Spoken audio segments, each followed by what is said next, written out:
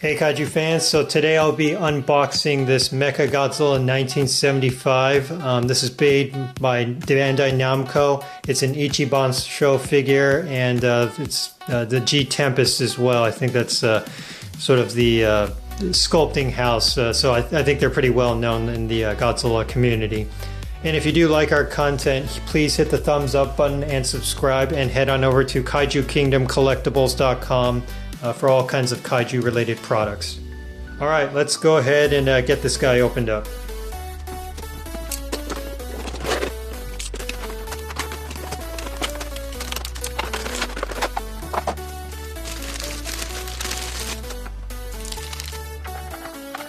Alright, he's all unwrapped here. Wow, okay.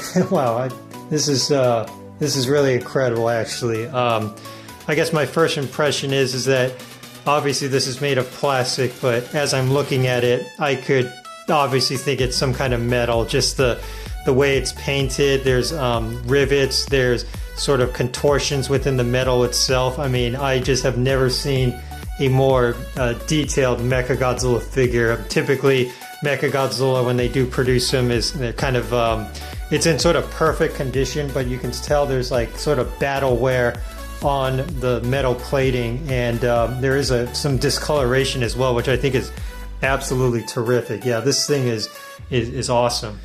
All right, moving around the body here. Yeah, so we have some really cool insignia. So we have the MC2 on his arm, and then we also have a red dot, which probably represents a computer chip or something like that, in his head. That's a nice little touch. I am really marveling at all the points of articulation here. Now, granted, this figure does not move, but just the way his arm is connected, his upper arm to the forearm, as well as the connections between his leg and the larger torso, there is this sort of accordion-style flexible material that is not really communicated well in most, I guess, more lower-end figures by Bandai and others. But as I'm looking at this, it really does look like this could jump onto the screen and represent an action scene within the movie itself. And I guess you could always argue that Mechagodzilla, it's, in my experience, when I have purchased figures of Mechagodzilla, it's really hard for it to stand because it's not really a well-balanced figure. But I guess it's nice that they also give you this little stand you can rest his tail on, so you don't have to worry about him falling over. But I just love sort of this action pose again, like the arc of the leg. He's kind of in that power stance, about to attack or unleash some missiles or what have you. I think that's a really cool thing.